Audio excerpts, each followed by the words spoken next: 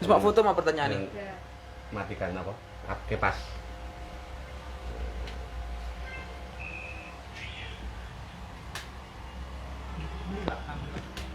Ini. Eh, Langsung Pak Agus langsung diundang aja. Mohon maaf tadi Instagram sudah habis durasinya.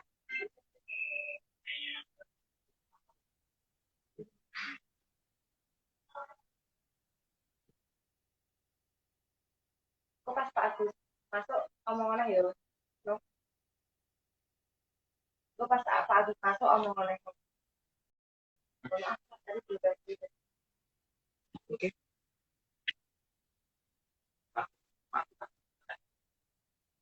pernah kita Twitter nih oke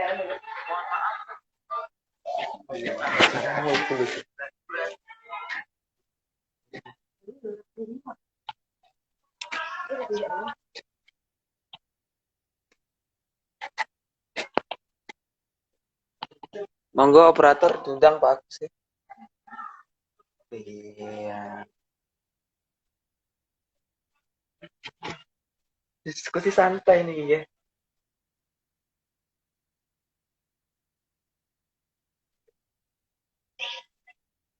Gimana Mbak? Sudah? ancam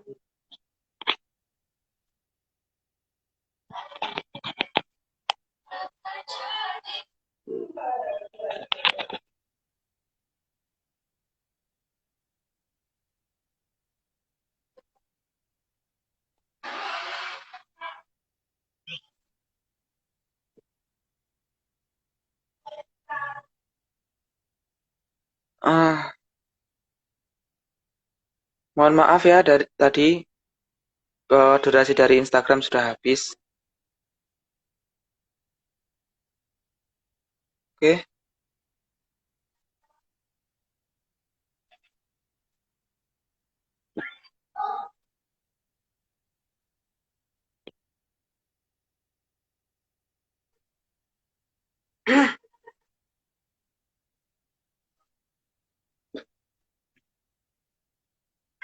Pak Agus. Pak Agus gimana? Belum? Ya udah, ditunggu ya. Sabar.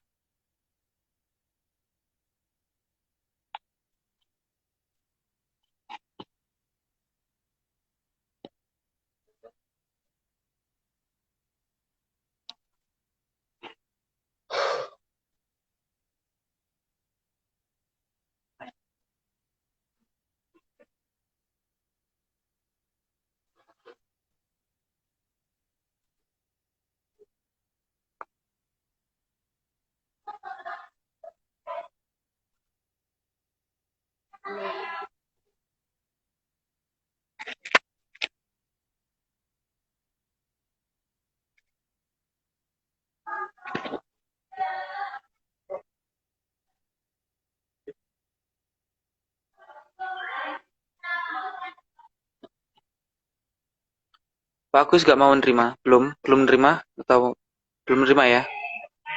Tapi sudah diundang.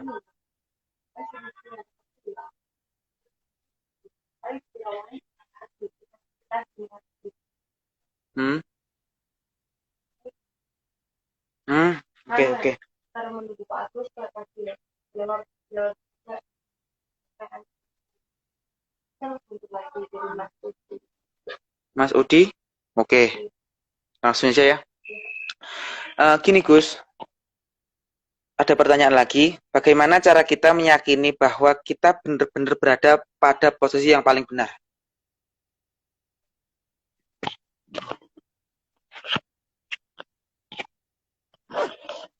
jadi yang namanya keyakinan itu tidak bisa digoyahkan siapapun. Nah, jadi kalau kita merasa benar, tapi kebenaran itu harus didasarkan. Artinya harus punya dasar, landasan, dan lain sebagainya. Tapi kalau kebenaran hanya dengan mengandalkan otak kita saja, itu juga tidak benar. Jadi saya yakin dengan segala sesuatu yang saya lakukan, tapi keyakinan saya itu harus punya dasar, harus punya hujah.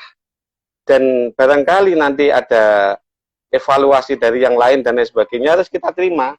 Betul apa tidak? Karena apa? Mungkin keilmuan kita bisa juga terbatas dan lain sebagainya. Sehingga boleh kita meyakini segala sesuatu yang sudah kita yakini. Yang penting kita tidak menyalahkan kepada orang lain. Inilah penerjemahan daripada moderasi. Yang tidak boleh itu kita menyalahkan kepada yang lain, menganggap dirinya yang paling benar. Itu yang tidak boleh.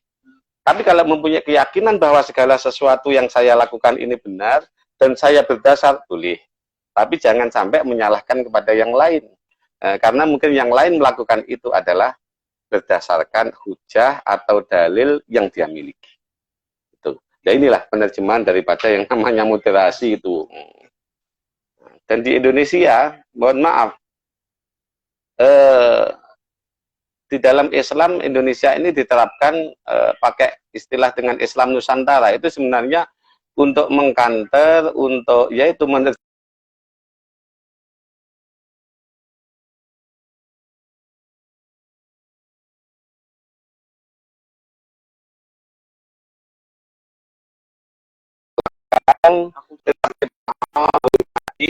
selama budaya-budaya itu tidak menyimpang daripada aturan syariat Islam. Contoh-contoh, budaya Arab itu kan pakai jubah. Lah kalau di Indonesia budaya pakai jubah itu dipakai, ya kadang-kala kurang tepat. Kalau kita pergi ke Mekah, Madinah, sopir pakai jubah, kadang-kala orang kuli bangunan kadang-kala juga ada yang pakai jubah. Coba kalau di Indonesia, kita ke sawah dan sebagainya, artinya ini kan budaya. Nah kalau di Indonesia, kita budayanya kalau sholat pakai sarung, pakai kopiah hitam. Loh, kalau di Mekah Madinah orang pakai kopiah hitam itu jarang. Sehingga kalau kita ke Mekah Madinah kok pakai kopiah Indonesian pasti begitu. Gitu. Artinya bolehlah kita meyakini suatu kebenaran kita sendiri selama kita punya dasar, punya hujah yang ada dan tidak menyalahkan kepada orang lain. Gitu. Ini terjemahan daripada moderasi itu, gitu loh. Dan kalau kita saling komunikasi, tidak saling menyalahkan, maka kita itu hidup itu damai. Jadi ada sebuah teori namanya segitiga. Jadi ada religion, non-religion, bank religion. Religion, non-religion, bank religion. Religion adalah orang yang beragama. Nah, maka agama satu dengan yang lain suruh menyatukan nggak bisa. Bahkan di Islam sendiri ada suatu keyakinan ini dan ini, itu juga tidak bisa disatukan. Contoh-contoh. Organisasi, contoh. NU Muhammadiyah, ya tidak bisa disatukan. Karena apa? Ini masih masing-masing. Ya. Yang kedua ada non-religion, orang yang tidak beragama. Yang ketiga adalah bank religion. Artinya, kita harus menguasai semua yang ada itu. Kalau kita menguasai, maka kita tidak akan menyalahkan. Oh, kamu kok ke situ pakai dasar itu, oh, berarti alasan kamu ini. Kamu kok begitu, alasan kamu ini. Sehingga karena kita memahami semuanya, kita naik di bank religion, maka kita tidak akan menyalahkan kepada yang lain. Orang menyalahkan yang lain karena pemahamannya yang terbatas. Ya kan? Nah, kita ambil contoh. Jadi, orang kalau masih religion atau non-religion, itu masih ada di sekitar sini. Tapi kalau kita sudah di bank religion, artinya menguasai semuanya di atas, itu tidak akan nyalahkan yang di sini. Karena apa? Kita tahu, lihat sana, sama gitu. Tapi kalau di sini, yang di sini, nanti lihat sini nggak bisa. Sini lihatnya hanya sini. Sini lihatnya hanya sini. Sini lihatnya hanya sini. Sini lihatnya hanya sini. Tapi kalau kita naik ke atas melihat ke semua sama, nah, artinya kita, mohon maaf yang perlu saya simpulkan, inilah pemahaman di dalam moderasi. Artinya kita tidak boleh menyalahkan kepada yang lain, karena yang lain pun mempunyai keyakinan yang dia yakini. Nah, tapi kita juga punya keyakinan, yang keyakinan kita harus kita dasarkan. Nah, utamanya kita kalau dalam mengaji, dalam amaliyah, kita ditekankan dengan sanad, mata rantai. Jadi saya ngaji dulu kepada guru saya guru saya kepada siapa, gurunya ila Rasulillah Muhammad sallallahu alaihi wasallam. Sehingga apa yang kita lakukan itu sanadnya, mata rantainya, silsilahnya jelas. Nah itu, jangan sampai terputus gitu lah. Saya yakin saya laksanakan dengan sanad dengan guru-guru saya. Oke. Tapi kita tidak boleh menyalahkan kepada yang lain. Oke, mungkin itu. Mungkin sesi pertanyaan sudah ditutup ya. Dan masih ada pertanyaan lagi, Gus. Dari Mbak Ovi dan siapa ini? Mbak Bulat. Dari Mbak Ovi dulu ya. Mohon maaf, izin bertanya. Oke. Ya, diterima. Bagaimana cara kita sebagai mahasiswa dalam menjalankan ranah moderasi beragama di lingkup pendidikan sekolah ketika melaksanakan kegiatan PPL atau magang? Artinya? Jadi kalau bagaimana cara kita menerapkan moderasi agama tersebut di saat kita magang? Kan contoh kan kalau saya sebagai mahasiswa hukum di pengadilan negeri, kan itu masih mengurusi yang agama Islam mungkin nanti ada ya, dan agama non Islam ada. Itu bagaimana cara kita menyikapinya? Ya, yang jelas kita hidup di Indonesia. Satu, yang jelas kita beragama Islam. Yang kedua, kita adalah hidup di Indonesia. Islam punya aturan tersendiri, negara Indonesia juga punya aturan sendiri. Jadi kita harus membalankan antara keduanya. Kita melaksanakan aturan yang ada itu.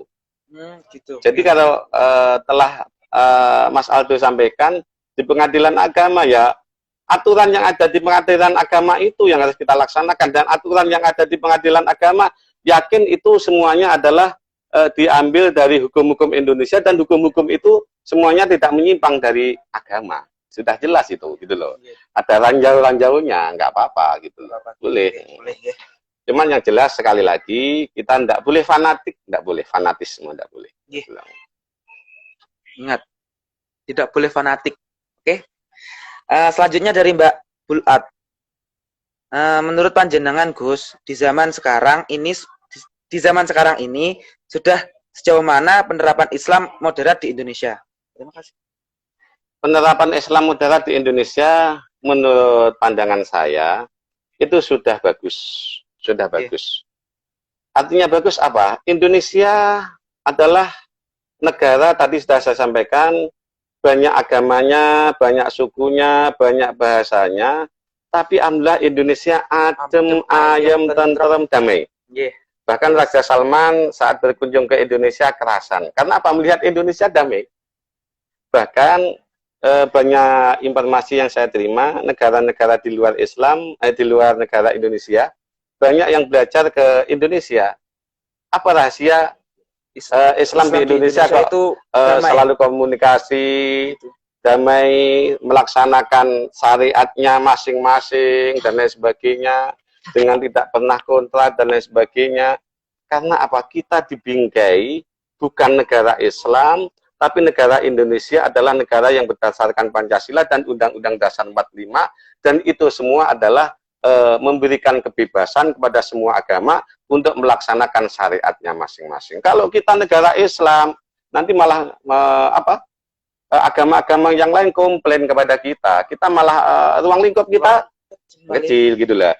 Oleh karena itu Indonesia sudah amat sangat tepat sekali untuk menjadi contoh-contoh dunia Islam, mencontoh kepada Indonesia. Mungkin itu Mas Aldo ya.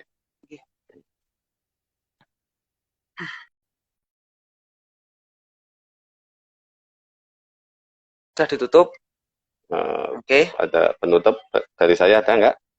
Silahkan penutup dari sekaligus doa, Gus. Ya. Terima kasih kepada, mohon maaf kalau saya katakan anak-anak, karena panjenengan anak-anak saya. Terima kasih kepada anak-anakku semua. Saya berharap, mohon maaf, pendidikan bisa berhasil apabila menyeimbangkan antara 3 hal, yaitu yaitu bil ilmi wal amal wal riyadah. Pendidikan bisa berhasil, anak-anakku semua menjadi orang-orang yang sukses, orang-orang yang selalu dalam ridha Allah, di dalam mencari ilmu apabila menyeimbangkan 3 hal, Mas Aldo. Yang pertama adalah moralitas, yang kedua adalah intelektualitas, dan yang ketiga adalah ritualitas. Nah, yaitu bil ilmi wal amal wariyadhah.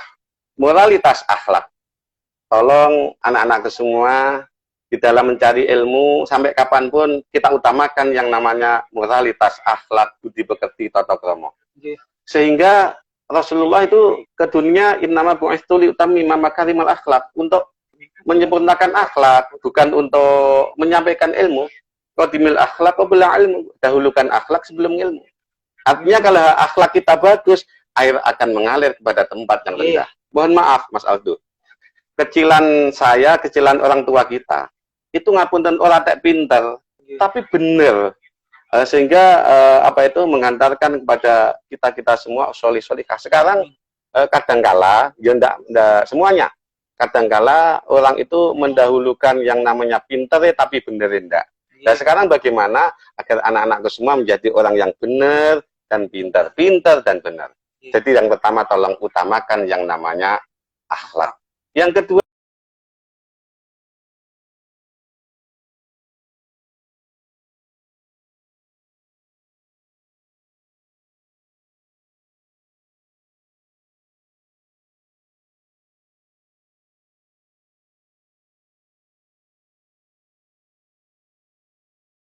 dengan mampu ini semua.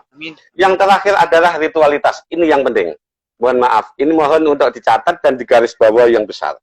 Sebagai seorang pencari ilmu, tolong jangan lupa untuk juga mengutamakan yang namanya ritualitas. Ritual itu apa ya? Kalau bahasa pesantren adalah wiritan. Wiritan itu bukan berarti harus pegang tasbih, ya hakim, ya alim, bukan masalah itu. Artinya ritual, kita sholat 5 waktu, jangan lupa. Setelah sholat kita banyak doa, membaca Al-Quran, dan sebagainya. Ini adalah ritual. Apa fungsinya ritualitas terhadap ilmu dan keilmuan? Begini Mas Aldo. Yang namanya ilmu adalah nur.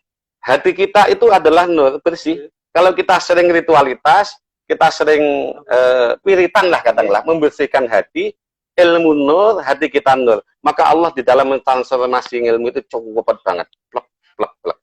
Coba kita lihat orang yang ritualitasnya sregep, tertib, sholatnya tertib, qobliyah ba'diyahnya tertib, baca Al-Quran bagus, walaupun di saat mencari ilmu biasa-biasa, tapi nanti endingnya akan manfaat menjadi orang-orang yang sukses.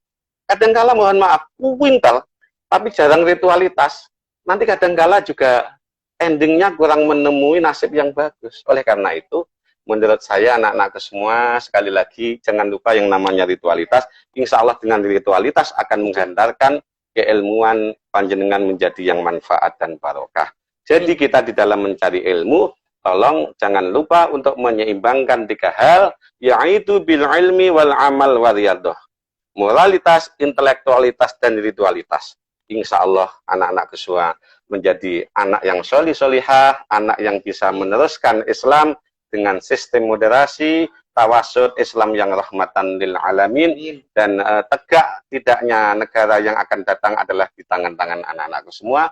Dan mudah-mudahan kita berdoa kepada Allah, mudah-mudahan Indonesia tetap aman, damai, NKRI harga mati, Pancasila jaya tetap terjalin, tetap utuh, dan mudah-mudahan utamanya saat ini pandemi COVID-19, mudah-mudahan oleh Allah senantiasa cepat berlalu dari bumi Indonesia, sehingga aktivitas semuanya yang ada di Indonesia akan pulih sebagaimana biasa, utamanya anak-anakku untuk melaksanakan proses belajar mengajar tetap berjalan lancar sebagaimana biasa. Mungkin hanya itu yang dapat saya sampaikan, ada kurang lebihnya mohon maaf. Terima kasih. Berdoa ya. Al-Fatihah biridallah jalla jalaluhu. Al-Fatihah. A'udzubillahi minasyaitonir rajim. Bismillahirrahmanirrahim. Alhamdulillah rabbil alamin arrahmanir rahim maliki yaumiddin. Iyyaka na'budu wa iyyaka nasta'in ihdinas siratal mustaqim siratal ladzina an'amta 'alaihim ghairil maghdubi 'alaihim waladdallin. Amin.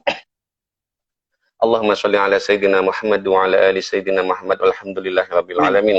حمدا شكيرين آمين. حمدا نعيما حمدا يوافي نعمه ويكافئ مزيدا Amin. يا ربنا لك الحمد كما آمين. ينبغي لجلال وجهك وعظيم سلطانك Amin. اللهم صل على محمد صلاة آمين. تنجينا بها من جميع الأهوال والآفات وتقضي لنا آمين. بها جميع الحاجات وتطهرنا بها من جميع آمين. السيئات وترفعنا بها نقع على الدرجات Amin. وتبلغنا بها يا الله صلى غايات من آمين. جميع الخيرات في الحياة وبعد الممات Amin. ya Rabbana ya Allah Amin. saat ini anak-anak kami melaksanakan KKN ya Allah berikan Amin. ridho-Mu ya Allah, jadikan anak-anak kami Amin. menjadi anak-anak yang soleh-solehah Amin. ya Allah, menjadi Amin. generasi penerus bangsa, Amin. menjadi generasi penerus Islam yang moderat Amin. ya Allah, menjadi generasi penerus Amin. ahlu sunnah wal jamaah yang senantiasa Amin. dalam ridho-Mu ya Allah. Amin. Jadikanlah anak-anak kami yang saat ini Amin. KKN dan seterusnya mudah-mudahan menjadi penjaga NKRI harga mati Pancasila Jaya ya Amin. Allah. Jadikanlah Indonesia menjadi negara yang baldatun thayyibatun warabun ghafur amin. Amin. Amin. Allah latifun, Allah hafizun, Allah qadimun, Allah qadirun, azaliyun, hayyun, qayyumun, la yanamu.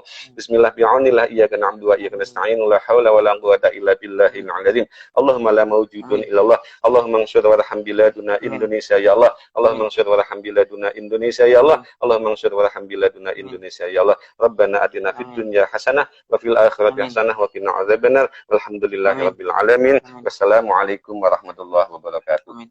Salam. Terima kasih dari Gus Dovi selaku pemateri pertama dan Pak Agus Zainul Fitri selaku DPL dan pemateri kedua. Mohon maaf dari moderasi beragama, kurang lebihnya kita mohon maaf ya. Bila ada kurang dan salahnya, tolong dimaafkan. Allahumma fiq ila aqmi thoriq. Wassalamualaikum warahmatullahi wabarakatuh. Waalaikumsalam warahmatullahi wabarakatuh.